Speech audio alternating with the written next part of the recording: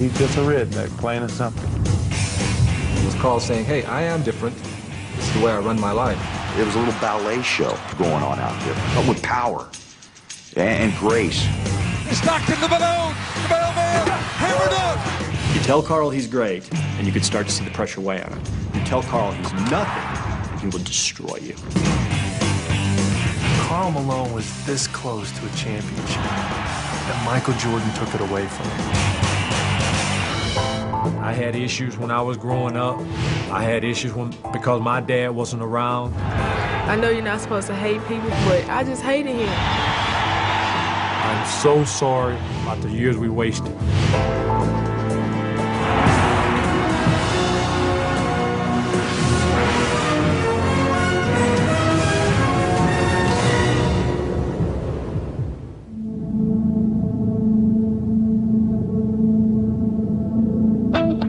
Used to be, the power forward was a guy who just was a defender and a rebounder. And Karl made it more fashionable to score. To the mailman, to the hoop, in your face bomber. Karl Malone with a hammer. Strong as he was on the block, he was also able to step out and make people play him on the outside and hit jumpers and run the floor like no other power forward has run the floor. I felt I could throw the ball at any time as hard as I wanted to, and he didn't even have to be looking. As long as he looked up before the ball hit his hands, he would catch it. With a rare combination of strength, touch, size, and agility, Karl Malone was the ultimate power forward. Over 19 NBA seasons, he never missed the playoffs and starred at both ends of the court, ranking second all-time in career points and sixth in rebounds. Selected first-team All-NBA for 11 straight seasons, he was twice voted the league's most valuable player. He had the power, but he had the skill to go along with it. And he had the nastiness to be able to apply all of that on the court. He didn't care. He wanted to win, whether around you, through you, or whatever it took. I hate Karl Malone. When I say I hate Karl Malone, I mean it in a good way. It's just so hard to defend him. He was nice to me when I was on the Dream Team, but if I was checking him in the game, he'd try to put his elbow through my mouth. David Robinson goes down immediately. It looked like a Karl Malone elbow. I thought he was a little cheap. I thought he took cheap shots. I thought he did things that he didn't have to do. Most of the stuff would happen against smaller guys or guys that weren't going to fight back. Down he goes, Isaiah. Chuck Daly's going crazy. Isaiah Thomas hurt badly.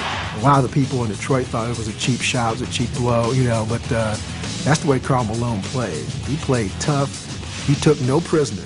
I don't look at him as a dirty player or a cheap shot player. I just look at him as a physical player. Karl dished it out, and Karl got it. I would see him peel off his shirt after games and see scratch marks across his chest that had drawn blood. I saw his ankle knotted up so it looked like the root of a tree. If Malone sometimes hurt opposing players, the 6'9", 256-pounder also absorbed their constant assaults. In his 18 seasons with Utah, he missed just 6 games because of illness or injury. This middle finger off his shooting hand, he tore the tendon, but refused to have surgery, so he just taped it. Then he took it off one time, and it would just flop around. He just came to work, and that's the bottom line. He was tough, he was rugged, he liked the challenge. He wanted someone to try to stop him. When you talk about Karl Malone, the first thing you have to talk about is his work ethic. Karl Malone was in the weight room in the off season at 6:30 in the morning. Extremely obsessive. You could mess with him a little bit, you know. I mean, he could be so gullible sometimes, you know. I'd say, hey, you know, Karl, I read like where Alonzo Mourning's like doing this and this and this, you know. And you know, I didn't realize making it up, and he'd go for it, you know. So he'd like push him a little harder. He felt that if he wasn't at the top shape, he wasn't going to be able to provide for his team and the image that he has to live up to, being the mailman that delivers all the time. Karl Malone never took a play off, and it didn't matter whether it was an NBA Finals game or whether it was garbage time, middle of March. Karl Malone was running the floor like it was the last time he was ever going to run the floor. Karl Malone had this persona that's larger than life. He embraces the truck driving, he embraces the country ways, he loves the manly approach to life. He is a person who was as big as the western skyscape, and he was a perfect fit for that Utah culture. Malone stars in the movie Rockwell, a biographical action film about Porter Rockwell, a gunfighter who became a deputy marshal in the Utah Territory. He got away. Go get him. I'll take care of Willie. Sure. Go on. We used to go out together, and he had those cowboy boots on and cowboy hat, and I'm like, man, this is not what the NBA is all about. He's just a redneck, plain and simple. He'd always call me to go hunt.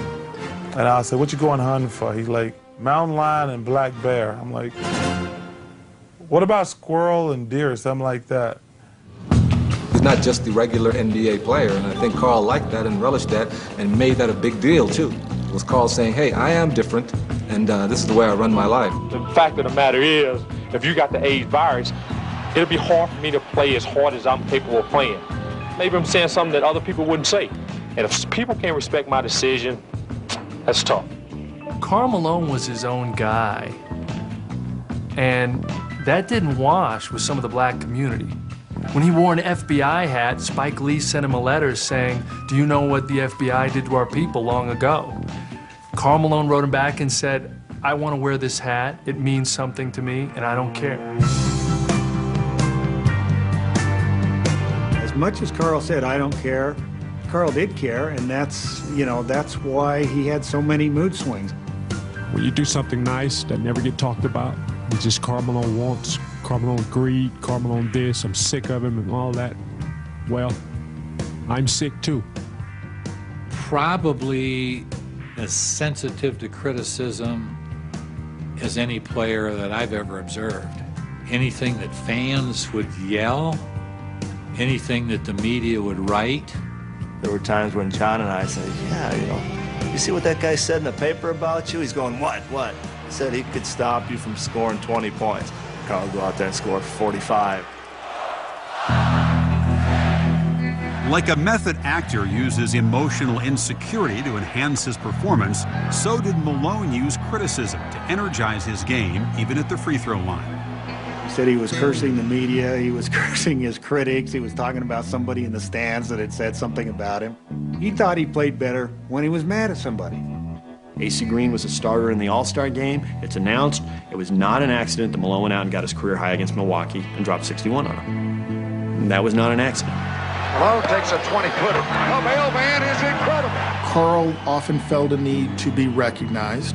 He did the things that he needed to do to be recognized, but playing in a small market like Salt Lake, I think he felt like he always wasn't on the receiving end of what he should have been. You tell Karl he's great, and you could start to see the pressure weigh on him. You tell Karl he's nothing, and he will destroy you.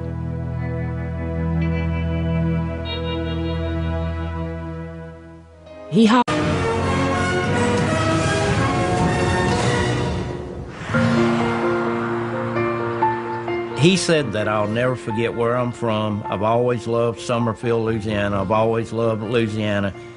This is where I'm going to retire one day, and this is where I'm going to live. It's just a small town with 5 or 6 churches, 1 store, 1 post office, and 1 school. You can think of dinner on the grounds and cold leftover chicken on a pink saucer on somebody's oven and doors unlocked. Everybody knows everybody's name. Everybody knows everybody's dog's name.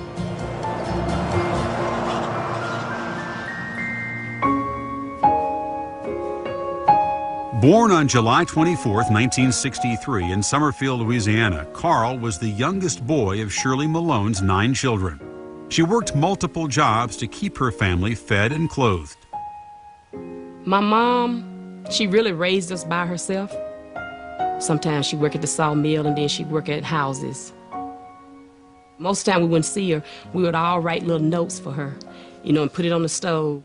Say, we love you, hope you get some rest. Just write little love notes to her. Karl was crazy about her, and he never let that go unsaid if somebody brought up the subject of his mom. Karl has a tremendous work ethic, and he got it from his upbringing with his mom and his brothers and his sisters. They pretty much carried their own weight around that place. He hauled hay for 2 or 3 years in the summer. And Karl leave early in the morning before day, and wouldn't get back until it's dark again. Shirley was firm, fair, and consistent. She believed in you play hard and you work hard, and their big together time was fishing. She loved her family. She did not expect anyone to take care of her family but herself. While his mother labored round the clock, Karl's father, Shedrick Hay, was living with his wife and raising another family. He didn't live that far away from us, but I can never even remember hugging him. I don't even remember touching him. We didn't really grow up with him. You know, he never was in our life no more than one just passing.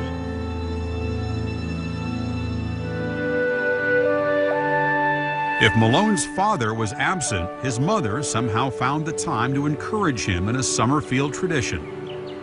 You do not pass a house that has children that there's not a basketball goal in the yard. Usually an old utility pole, a piece of plywood as a backboard, and a rim that's been bent and put back together many times. And games would rotate from one driveway to the next. He was probably 4th or 5th grade. She put the basketball on layaway at this little store, and she would pay, 50 cents, $1, whatever she could until she paid it out. We didn't never have a real basketball goal. She would, hold on arms out like this, and he would shoot through it. At Summerfield High School, Malone led the Rebels to 3 straight Class C state championships. Big high schools or little high schools, you didn't see 6, 7 bulky people that could run like a deer. And that was the first thing that you could see about it. A raw, just physically dominating player. If we got the ball to Karl in the lane, we could pretty much head down the other way because he was going to go to the hole with it. He was going to put it in. He was going to get his own rebound. He became probably as well known for his shot blocking as he did his incredible rebounding and his scoring. We had colleges from everywhere coming to see him play and calling. They called here constantly. It was going to probably boil down to who was the closest to his mama. And if it would have been a school in between Tech and Summerfield, we'd have lost out. After committing to Louisiana Tech in the spring of 1981, Malone learned that his grade point average was too low to play Division I basketball. So he took out a loan to pay for his first year of college and focused on improving his grades and his game. Karl said it was the best thing could have happened to him. He got in there and got his grades. There was such a metamorphosis in him from his senior year of high school to his sophomore year of college. We had a brand new intramural sports complex on campus, and Karl lived there, making basketball his career. I believe the year that he set out increased his hunger for the game. He was so happy and excited to be out there. I mean, he brought a lot of energy. Nice pass from Smith to Malone. Oh, my goodness, he nearly brought the whole building down. A 3-time All-Southland Conference first-team selection, Malone led the Bulldogs to the NCAA tournament in 1984 and 1985. Averaging 19 points and 9 rebounds over 3 seasons, Malone was given a nickname that aptly described his consistency on the court. That started being the headlines. The mailman delivers another victory. Can the mailman deliver a conference title? He got hyped as this incredible Hulk that nobody can stop. That's what's amazing about it, that he didn't have knockout statistics in college. It was more of that mailman, that toughness, hey, I can knock this guy out, don't get in my way. Just a beast to stop. And they just pounded it inside to him. And he was just so much stronger than the big guys that we had. Some would say that he was a little bit too aggressive. But I think every night that he set foot on the floor, it was a challenge to him, to prove that he was one of the better players in the NCAA. In fact, Malone had reason to look beyond the NCAA. A lot of these pre-draft lists were rating him high. also the monetary part where he could help his mom. He was ready to go. He was ready for the next level.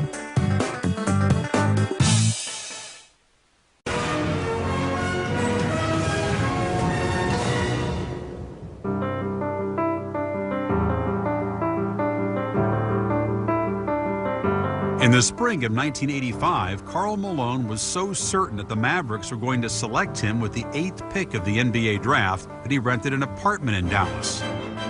The Dallas Mavericks select Detlef Schrempf of the University of Washington.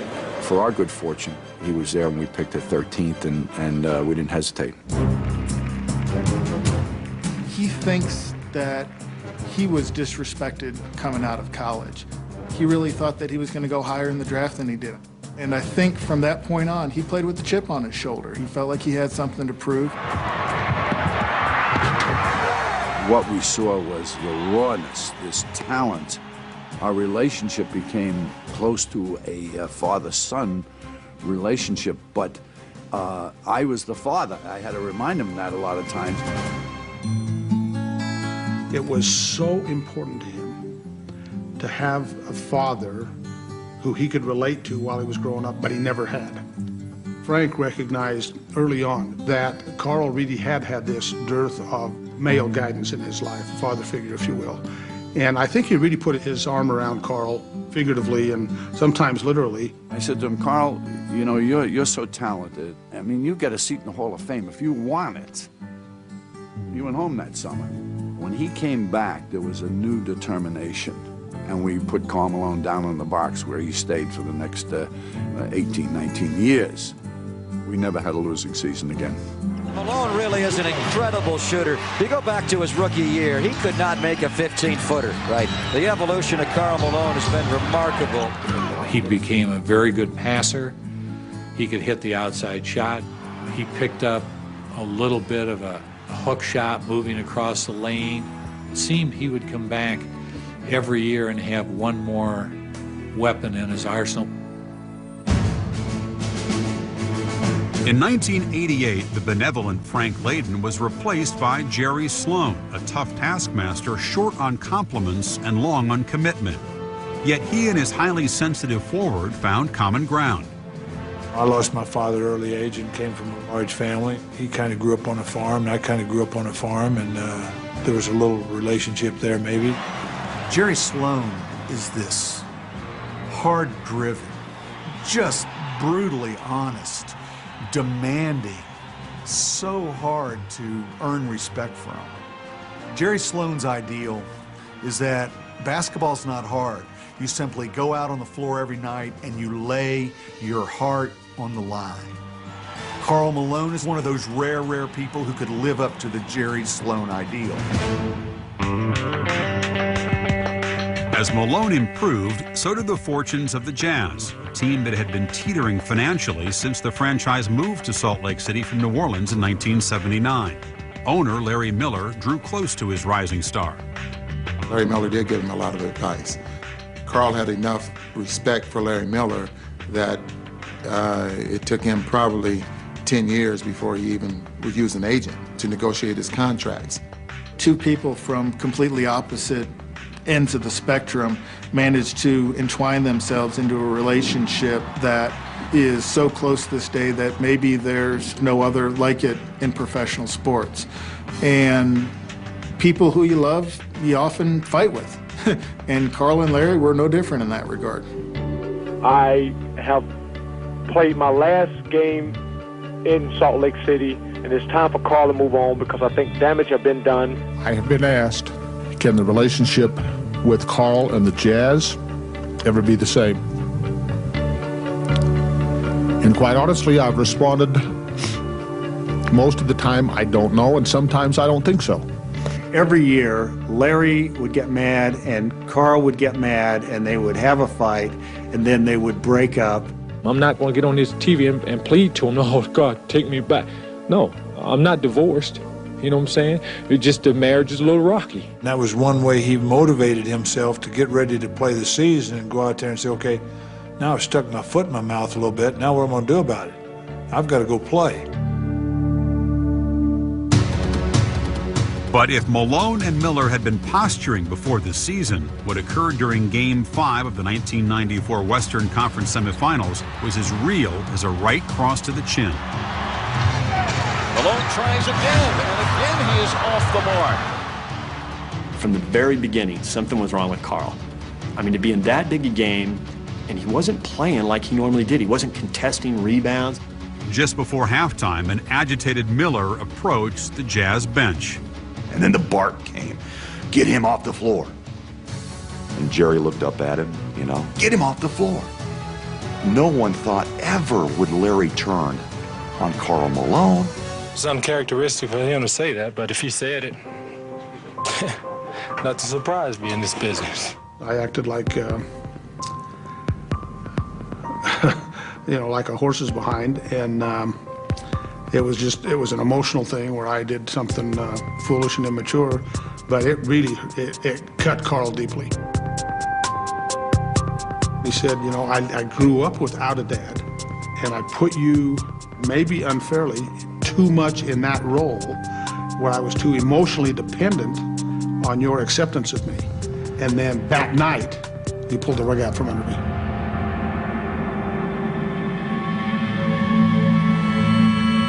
After a tearful reconciliation with Miller, Malone shared a secret on TV that he had held since he was 14. He told the city that his dad had taken his own life. And there was just silence and tears. The disappointment of his father taking his own life and leaving a family behind, unacceptable in his mind.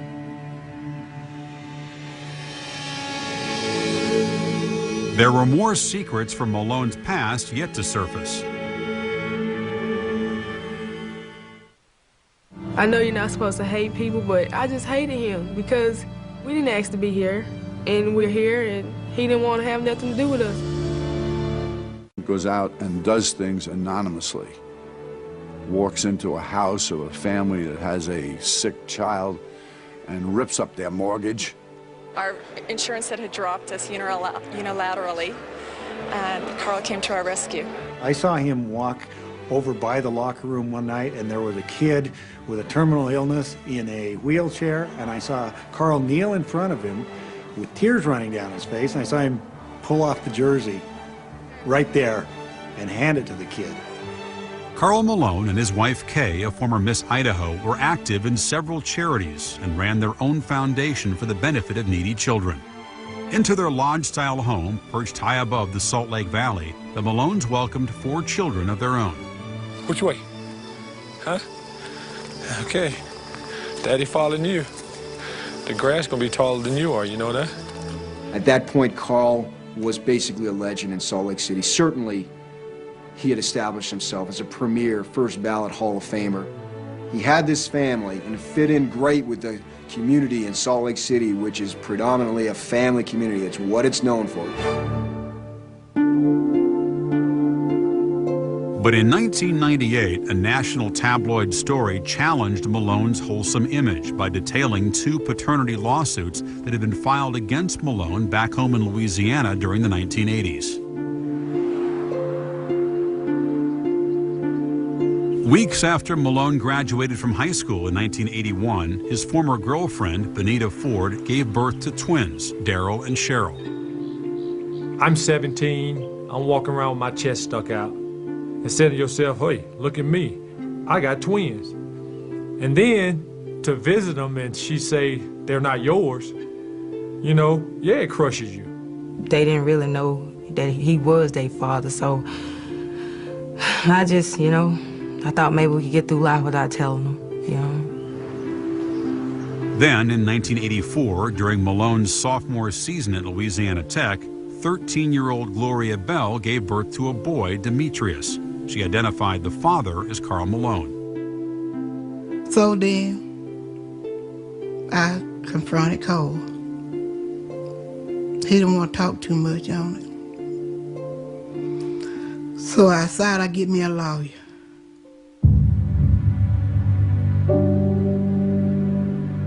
In 1986, the child's grandparents, Tommy and Ola Mae Bell, filed suit against Malone seeking child support on behalf of their daughter, who was a minor.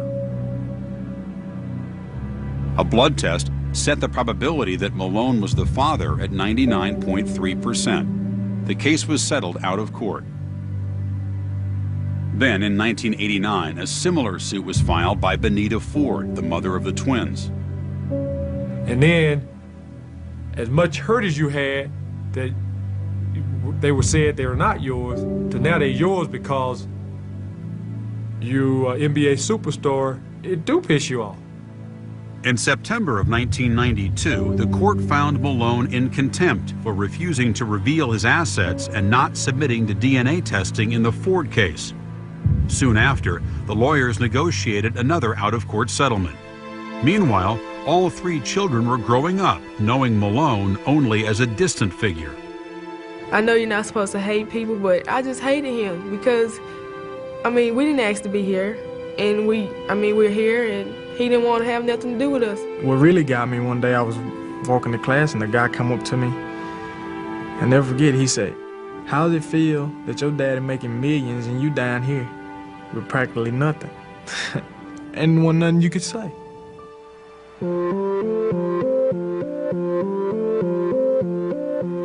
Six years after the suit was settled, and shortly after the story came out in 1998, Malone met the Ford twins for the first time, appearing unannounced back in Louisiana. I was in shock. Like, is this really happening? And I'm like wondering why. Why did it take you this long? We just started talking and instantly we started bonding right there, believe it or not. Just cause everything he liked, I like. You know, everything he liked doing, I like doing. I'm so sorry about the years we wasted. But I don't dwell in the past because we're wasting time. I made a mistake. I'm a man to own up to my mistakes, and we move on. Both Daryl and Cheryl went on to play basketball at Malone's alma mater, Louisiana Tech. Cheryl became a star and in 2003 was drafted 3rd overall by the Detroit Shock. He's very committed to Cheryl and Daryl. Is it a perfect relationship? No. But is it a relationship built on somebody who had matured along the way, coming to a realization that maybe mistakes were made along the way? Absolutely. I wasn't there. So I give Rita 100% of that credit on making them into the kids that they are right now. And I don't mind doing that. I had issues when I was growing up. I had issues because my dad wasn't around. I wish my dad would have been there for my first basketball game. I wish my dad would have been there for my first hunting trip, my first big fish I caught. He clearly, has said he understands the impact you can have when your father's not there. But at the same time, these twins lived 17 years without him. Like the Ford twins, Demetrius Bell went on to play college basketball at Northwestern State in Louisiana. But unlike the twins, Bell has not been recognized by Malone as his son. I think if he knows he growed up without a dad, he know how he suffered. He should have wanted to be taking care of his. He knowed it was his. You shouldn't want your child to go through what you went through.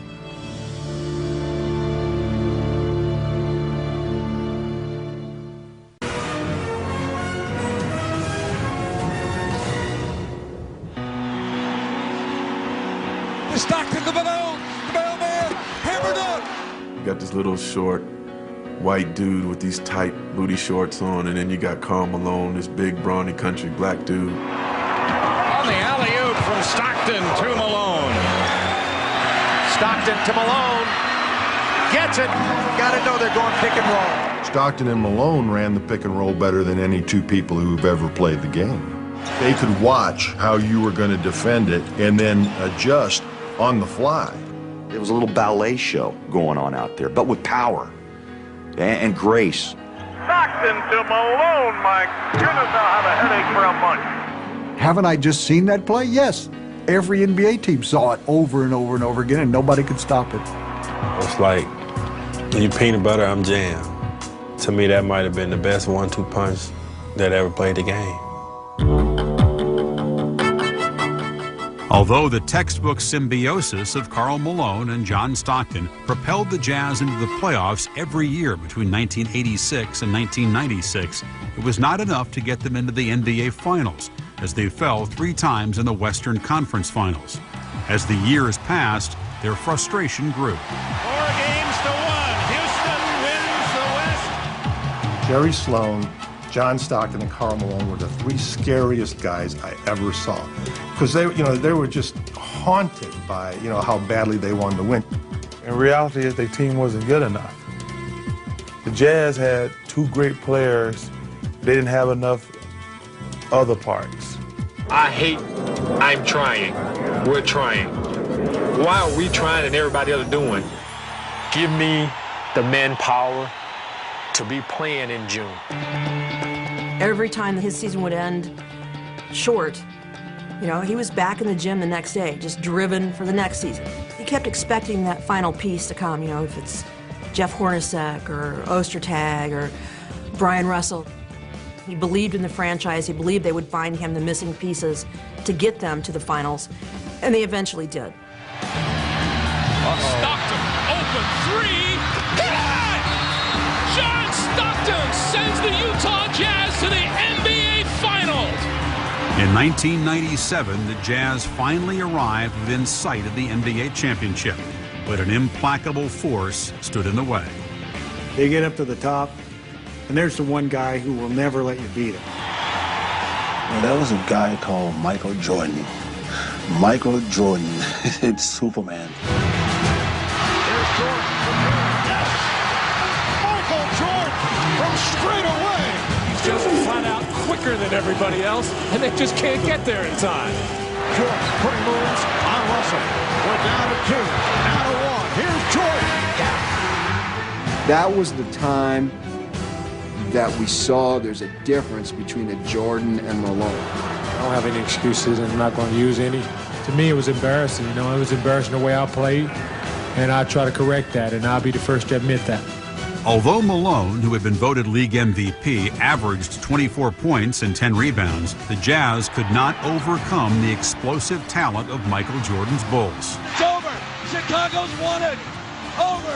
5 titles in 7 years.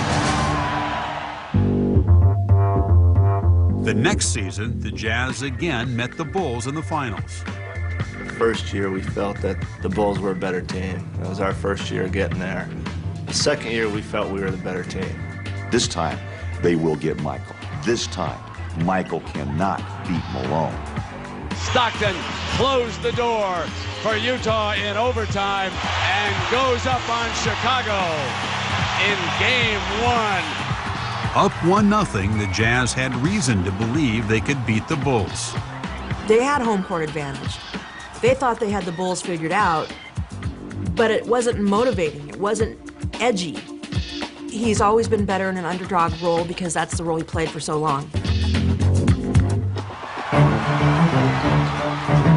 The Jazz dropped the next 3 games, including a humiliating 96-54 defeat in Game 3. It was, in the NBA Finals by the Utah Jazz, the lowest point total in any NBA game up until that time since the advent of the 24-second clock. I mean, you cannot sink to a lower depth than that. I think he was so angry. Nobody was playing for pride. He thought, I'm not going out like this. One thing he has is a tremendous amount of pride. In Game 5 in Chicago, Malone applied the full measure of his talent. Malone, he continues to carry the Utah Jazz as they try to stave off elimination. A must-win game. The balloons are up on the ceiling. The champagne is on ice. And he's going to take the series back to Salt Lake City. And that's what he did with a 39-point performance. They smell the blood. They're going for it. For him to have a game and us win that game was unbelievable. Back home in the Delta Center, the Jazz fought to even the series in Game 6. Up by a point with less than 25 seconds to go, Stockton hit Malone with a pass in the low post. We had a lead in our own building. The ball came into Karl's hands, and my immediate thought was, we've won the game. I was guarding Malone, and Malone turned his back He was looking one way, and as he got ready to do his move, MJ was right there. I talked to a Jazz fan later who was at the game, and he said, it was a horrible moment. I could see him, and I'm like, in a movie, and I'm like, he's right behind you. He says, I couldn't get it out. I couldn't warn him. Jordan knocks it away from him. Jordan got it. The Bulls can win it right here. Unbelievable. And there's Karl sprawled out on the floor, this big monster of a man, while Jordan's got the ball dribbling down the court to break 19,000 hearts. Jordan, open, Chicago with the lead! Behind the backboard, you can see people doing this. Like, they knew it. There's nothing they can say. It was like, Karl Malone screwed up. The Chicago Bulls have won their 6th NBA championship.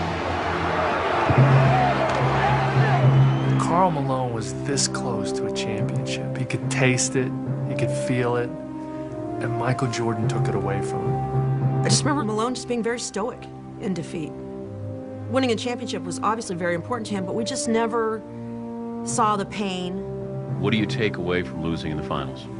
This losing in the finals sucks. That's what I take away for this summer. I never sensed Karl shrinking from the challenge.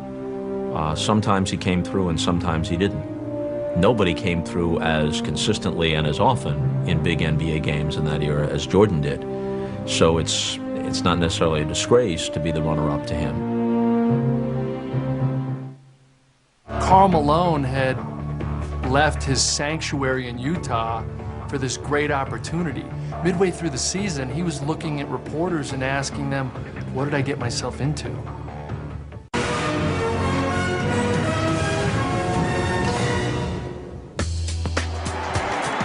12.5 seconds away.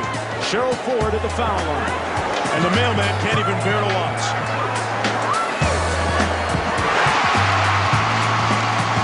In September of 2003, the Detroit Shock won the WNBA championship.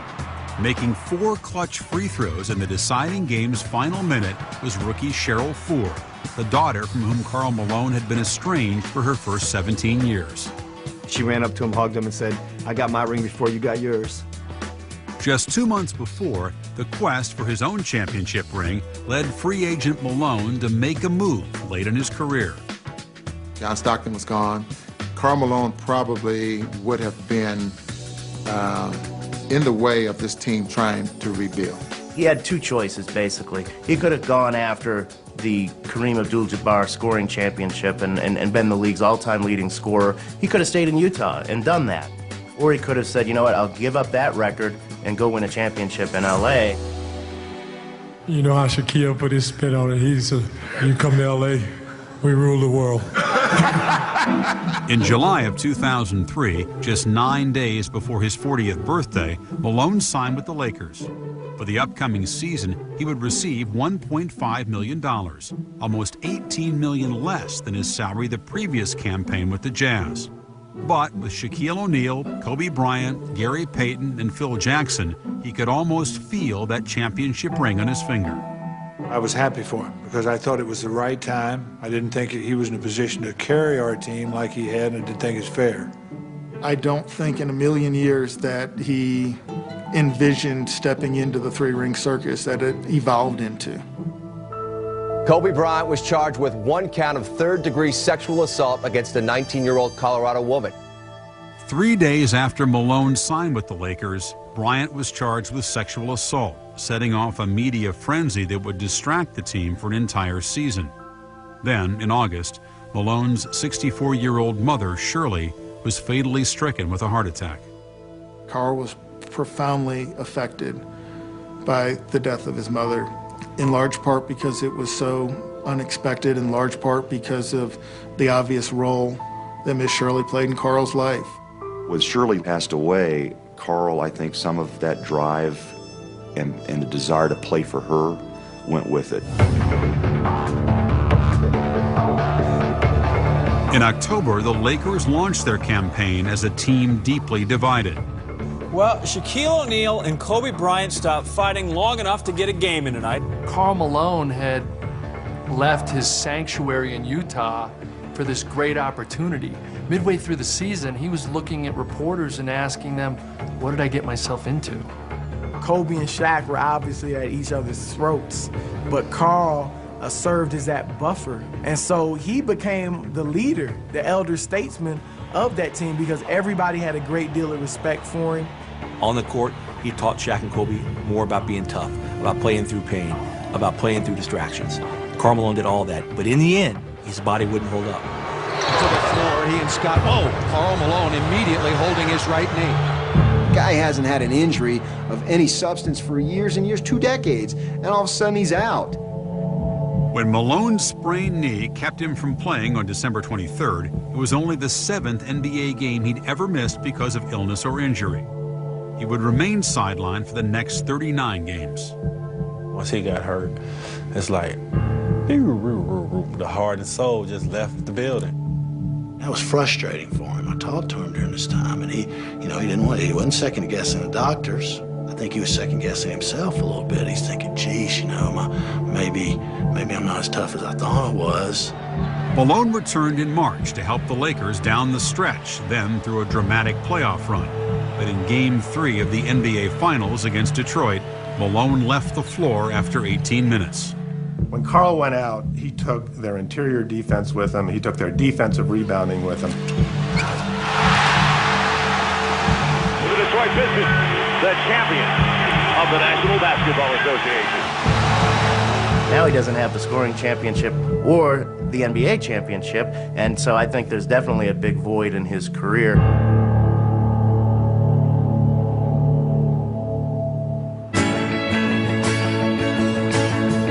I took a deep breath 30 years ago when I started playing ball when I was 11 years old.